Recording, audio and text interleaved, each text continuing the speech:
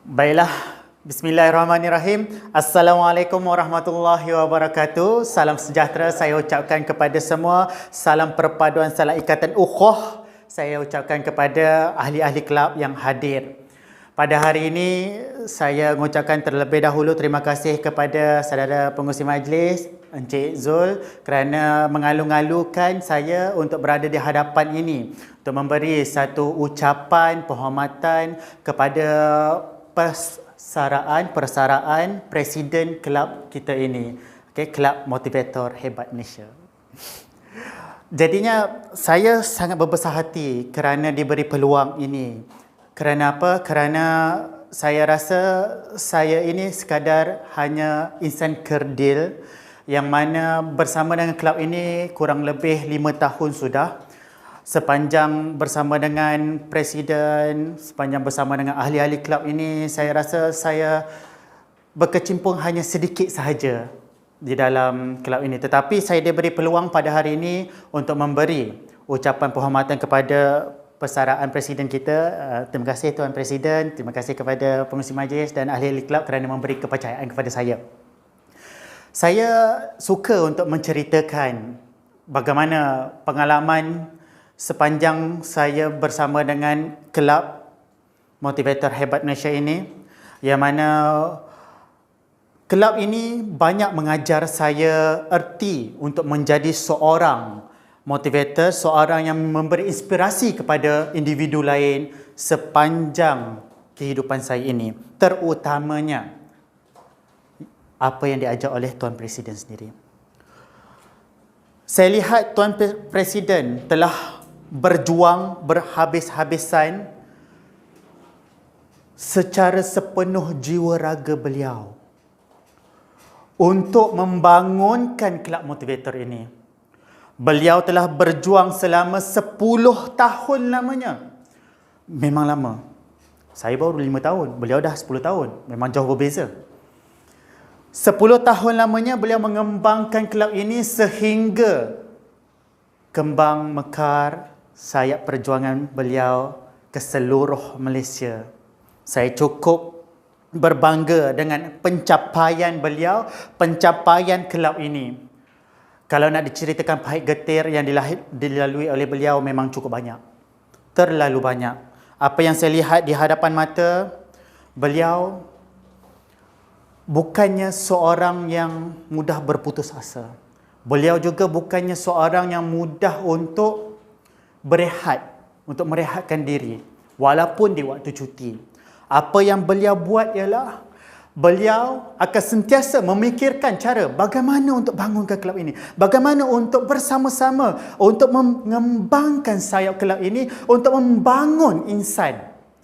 Cukup hebat orang ini. Apa yang saya dapat lihat, beliau sangat cintakan setiap manusia, cintakan keinginan untuk membangunkan insan. Beliau cukup suka. Di setiap kali beliau pergi ke sekolah, dipanggil untuk berceramah, beliau akan berceramah secara spontan, bersahaja dengan senyum. Dengan senyum macam tu. Dia suka bawa macam tu. Saya pun cukup tertarik dengan cara beliau. Beliau menyampaikan dengan cara bersahaja kepada anak murid. Beliau menyampaikan dengan cara yang cukup santai kepada para pelajar. Ribuan anak murid beliau. Cukup hebat. Apa yang beliau sampaikan, saya teringat kata-kata beliau. Kalau nak pokok rambutan, tanam benihnya, semailah 2 tahun akan dapat. Kalau nak rasai durian, semailah benihnya, kita akan rasai 5 tahun akan datang. Kalau nak selama-lamanya membangunkan manusia, semai dan didiklah manusia itu menjadi insan yang hebat. Itu kata-kata beliau yang saya cukup ingat sampai saat ini, ketika ini. Tetapi apa yang menjadi rasa sedihnya saya pada ketika ini ialah apabila beliau mengumumkan persaraan beliau pada hari Isnin yang lalu.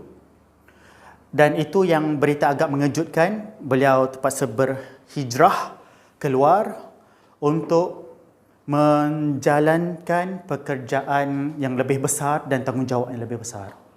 Itu yang saya cukup sedih, dan bagi saya itu satu kehilangan yang cukup besar bagi kelab motivator Malaysia ini.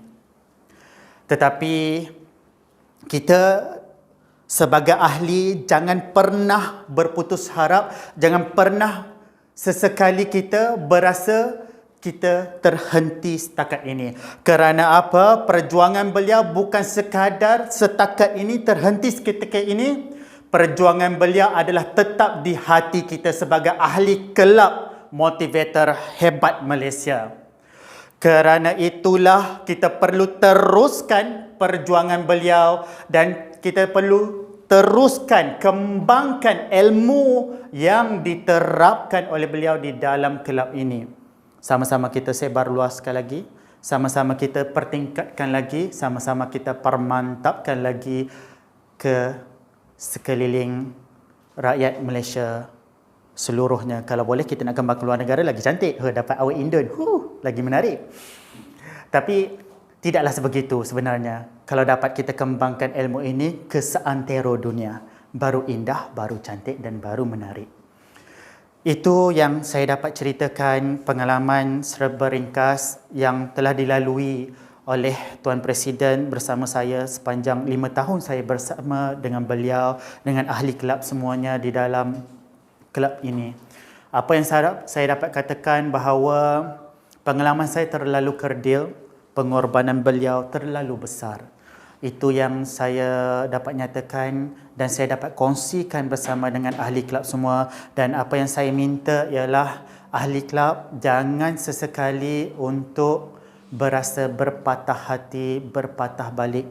Kita tetap terus melangkah, kita tetap terus membangunkan diri demi pembangunan modal insan yang diharap-harapkan oleh negara kita. Sekian sahaja daripada saya.